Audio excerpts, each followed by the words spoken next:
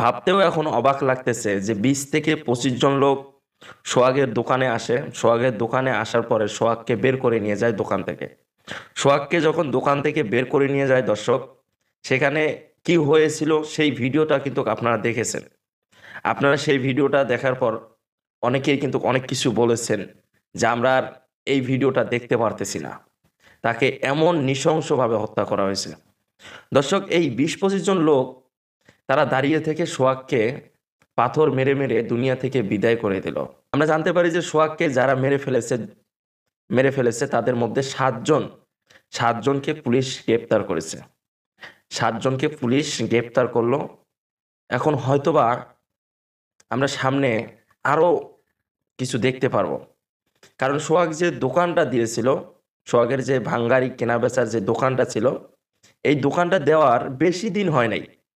ওই মার্কেটের আশেপাশে যারা দোকান করতেছে তারাই বলতেছে যে সোহাগ এখানে দোকান দিয়েছে বেশি দিন কিন্তু হয় নাই, 2-3 মাস হবে।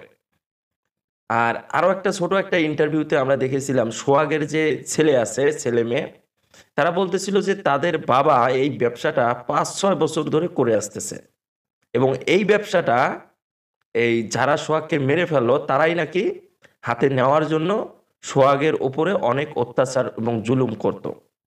এবং তাদের কথা হচ্ছে যে তারা নাকি সোহাগের কাছ থেকে চাঁদা চাইতো, এই চাঁদার টাকা সোহাগ দিতে রাজি হয়নি। আবার অনেকেই বলতেছে যে সোহাগের সাথে সোহাগকে যারা মেরে ফেললো তাদের ঘনিষ্ঠ একটা সম্পর্ক ছিল, তাদের সম্পর্কটা মানে অনেক মধুর ছিল, তারা একই সঙ্গের লোক ছিল। তারপরও আজকে সোহাগকে না ফেরার দেশে চলে যেতে হলো। আমরা এমন কিছু কথা শুনেছি যে আসলে সোহাগের বাসায় গিয়ে নাকি সোহাগকে যারা মেরে ফেললো তারা খাওয়া দাওয়া করতো, এবং তাদের কেউ কেউ আছে ফ্যামিলি চালাইতে পারে না, সংসার চালাইতে পারে না, সোহাগের কাছ থেকে তারা টাকা নিয়ে তাদের সংসার চালাইতো। সোহাগের কাছে কিন্তু তাহলে তো তারা অনেক ঋণী ছিল। আজকে অনেক কিছুই আমরা হয়তো বা আরো সামনে দেখব, তবে জানি না আসলে এখানে আরো কি আছে এবং কি হবে সামনে পরবর্তীতে। তবে আমরা এতটুকুই জানতে পারি যে আসলে 7 জনকে পুলিশ গ্রেপ্তার করেছে, বর্তমান 7 জন গ্রেপ্তার হয়েছে।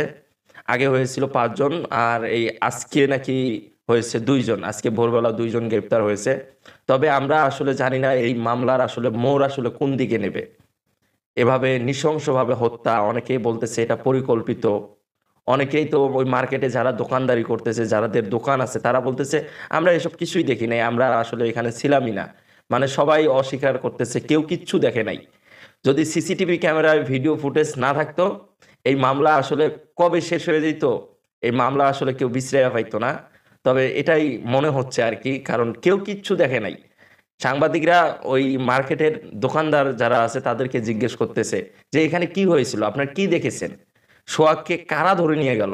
হয়তোবা 2-1 জন বলতেছিল যে সোহাগের দোকানে দেখলাম যে 20-জন 25 জন এরকম লোক এসে সোহাগকে ধরে নিয়ে যায়। সোহাগকে ধরে নিয়ে যায় এবং ধরে নিয়ে যাওয়ার পরে সোহাগের সাথে এরকম একটা পরিস্থিতি ঘটে। তো বেশ কিছু লোক এই বর্ণনা দিল, কিন্তু ওখানে মার্কেটে যারা আছে তারা বলতেছে আমরা কোনো কিছু দেখি নাই, আমরা কোনো কিছু শুনিও নাই। এখানে যার যার মতো আমরা ব্যবসা করি, কেউ কারোর সাথে ওই রকম মেশামেশি নাই। ওনারা আর কি এই ব্যবসায়িকগুলো এই ধরনের কথাবার্তা বলতেছে। অনেকেই বলতেছে আমরা আসলে সিলভার মাল বিক্রি করি, আমাদের ইনটেক মানে একবারে নতুন, আমরা আসলে ভাঙারি বেচা কিনা করি না। ভাঙারি বেচা কিনা করলে হয়তো বা তার সাথে একটু ভালো সম্পর্ক থাকতো। আবার অনেকেই বলতেছে যে না, সোহাগ নামে যে লোকটি ছিল এটা আসলে উনি খুব ভালো একজন লোক ছিল, তবে তার সাথে কেন এমনটা হলো, তার সাথে কেন আর কি এমনটা হলো, সবাই এগুলো বলতেছে।